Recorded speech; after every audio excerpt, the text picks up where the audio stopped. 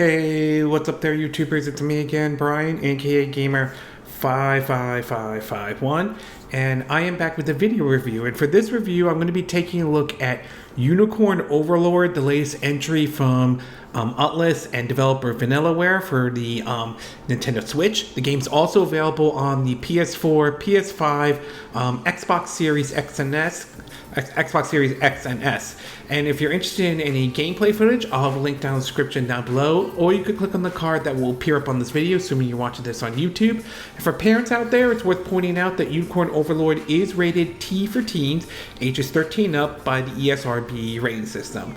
Now, when a company like Vanillaware, I definitely like a lot of the games that they have created over the years. Though, whether it was the first time I played their game back in 2007 during the later end of the PS2's life cycle, like Odin Sphere, to other games like the Wii entry of Miramasa the Demon Blade, to Dragon Crown, and all, to even games like 13 Sentinel Aegis Rim that I thought was pretty good on the PS4, which also was later ported over to the Nintendo Switch as well. They sort of have done different genres, but they're also known for like their art style in terms of and everything like that. And it's sort of that's what made it kind of unique about that developer. They're known for doing really good 2D art styles, somewhat similar to, basically, I would say somewhat, but not 100%, like WayForward is, which is known for doing pixel 2D style type games and everything like that. So it was kind of interesting when it was announced that Vanillaware, along with Aultus, was releasing their next game called Unicorn Overlord, though.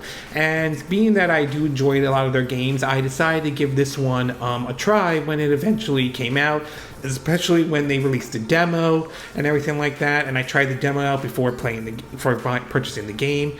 And after spending some time with Unicorn Overlord, I will say it's definitely a favorite of mine for not only a favorite of mine on a list of Nintendo Switch games that I like, but it certainly is a favorite of mine for 2024. Indeed, I'm not saying it's the number one game out there, but I do think, at least in my view, it is certainly a top-rated game for 2024.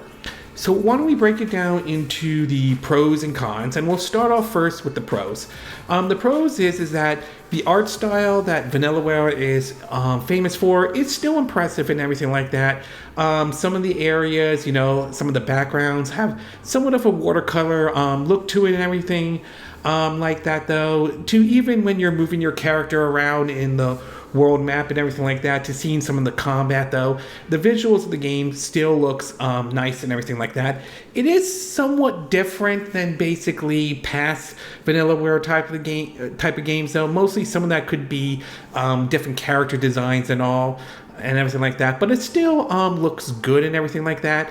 As far as visuals goes, even though this game is released on multiple platforms, it's not the most graphically demanding game out there. So, I mean, you might see some visuals might be a little bit clearer than it would be like on the Nintendo Switch or anything like that. But since this isn't really a graphically demanding game, it really just comes down to which is your system of choice: PS4, PS5, or the Xbox Series X and S, or the Nintendo Switch. So ultimately, it will come down to that. But putting that aside, though, visually speaking, the art style looks nice. Vanillaware is well known for that art style, and I think that is certainly good and all. The next thing I do want to talk about is the gameplay. And I will say that the gameplay in Unicorn Overlord does somewhat, I won't say 100%, but somewhat follows very close to what Nintendo's Fire Emblem series is well known for. Rather than controlling the character in terms of basically, during combat and everything like that, you basically assign your group into different groups and everything like that. There's different individuals you could put in there, put them in certain positions and everything like that, and then you'll see them before they go into battle when you move them around, mostly in a grid, or the kind of thing you would see in a strategy game if you play like any strategy game on the PC. When you encounter an enemy and everything like that, you basically see what the odds are, what the most likely outcome is going to be for the battle. Sometimes it will be in your favor, sometimes it's not. Sometimes it will depend on what you have in your group. Sometimes they'll have like a swordsman or a spear, and they may have a shield and they can help like block against an enemy attack. Others may not attack at all, but can do some buffs and basically weaken some of the enemies, to even add some buffs to your characters to make them stronger, or remove certain buffs that may damage your character or anything like that. So you do have to see what the outcome is for the battle, and you sort of have to plan to a certain degree. Sometimes the battle will go into your favor, other times you don't.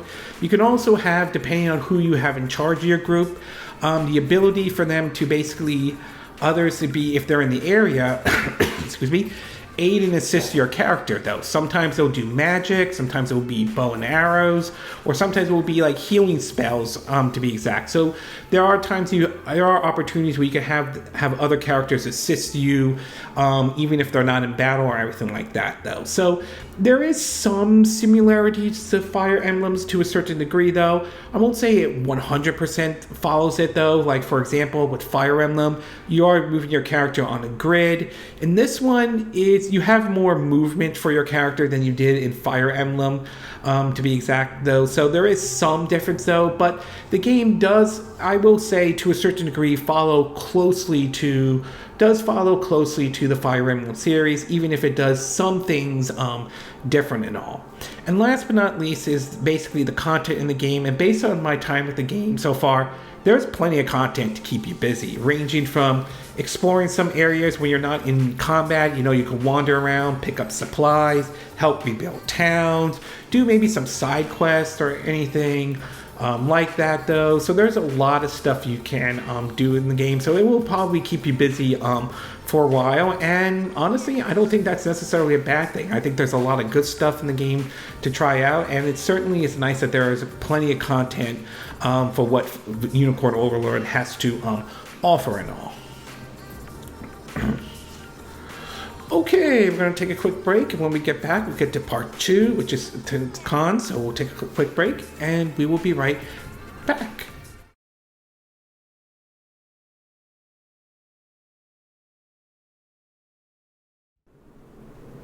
Okay, and we are back with part 2 of my video review of Unicorn Overlord for the Nintendo Switch. As I said before, game's also available on PS4, PS5, Xbox Series X and S. So now that I gave you the pros, why don't we give you the cons? And really, the only con I can really think of, as far as based on my time with Unicorn Overlord, has to do with the fact that it is, as I mentioned before, the game follows very closely to Fire Emblem-like gameplay, which isn't necessarily a bad thing. That said, that type of gameplay may not appeal to everybody out there and everything like that, since you don't really have full control of your character when they're in combat or anything like that. You could set up like what moves they could do and everything like that, rearrange how you want them placed in your group and everything, but you don't really have full control of them at all or anything. Compare that to, say, like past like Vanillaware type games like Odin Sphere, or basically or like Odin Sphere, or Miramasa Demon Blade, Dragon Crown and all. It's like some of the other games out there, to be exact, from past Vanillaware type games. Now, again, this really comes down to your preference and taste. For some, the Fire Emblem like gameplay might be something they like. For others, it may not. So it really just comes down to your preference and taste though. Personally, I don't have an issue with the gameplay being close or very somewhat similar to Fire Emblem, but I can understand it may not appeal to everyone out there. So the Fire Emblem like gameplay, I would say, is certainly not bad, but I can understand how it may not appeal to everybody out there and all. Overall, I definitely am enjoying Unicorn Overlord for the Nintendo Switch. I think it is a very good game from Vanillaware and everything like that. And strategy fans and Fire Emblem fans will probably enjoy this title if you like those type of games and everything like that. At its best, though, the art style to the game looks really good. Vanillaware is well known for doing the very good 2D art styles and all. Yeah, it is a little different from, say, their past games, but it still looks nice and everything like that. The Fire Emblem-like gameplay certainly is going to appeal to some folks out there, and there's plenty of content there to keep you busy for a while. At its worst, however, is it, like I said, it depends on your view on the Fire Emblem-like gameplay. If you like that type of game, you'll probably like this. If you don't like that type of game, you're probably not going to enjoy this game. But in either way, I still came away pleased with this title. I am a fan of the type of games Vanillaware has done, and it certainly is a nice addition, not only to the Nintendo Switch, but a nice addition to the Vanillaware's library and all. I am very curious to see what other game they could be working on, to be exact. Personally, I would be down with some of their past games like Odin Sphere, Miramasa, Demon Blade, and Dragon Crown making their way over to the Nintendo Switch. I think Grim Glore just recently made its way over to the Nintendo Switch, and also I would be down for some of those titles making their way over, but I would certainly be open to a new type of game from them and everything like that, and I would definitely be interested to see what that next game might be. And if you're not really 100% sure about this title or anything like that, I do believe that there is a demo available. I believe it was available on the Nintendo Switch. I'm not sure about the other systems, but if there's a demo on the Switch, I'm pretty sure there will be a demo on the other systems. So if you're not really 100% sure about this game, try the demo out and see if it's something that would click with you or not. But in either case, I came away pleased with Unicorn Overlord. I think it is definitely a title I personally would recommend, especially if you're a fan of the Fire Emblem series or just excuse me, or strategy games in general. I may not be 100% great at strategy games though, but this is one I definitely enjoy and all. Okay, this concludes my video review of Unicorn Overlord for the Nintendo Switch. And again, these are my opinion. What are yours? What are your thoughts about Unicorn Overlord though? Do you like this approach that the developers Vanillaware did with this game, approaching it somewhat close to Fire Emblem to a certain degree, or do you think they should have gone with something different though?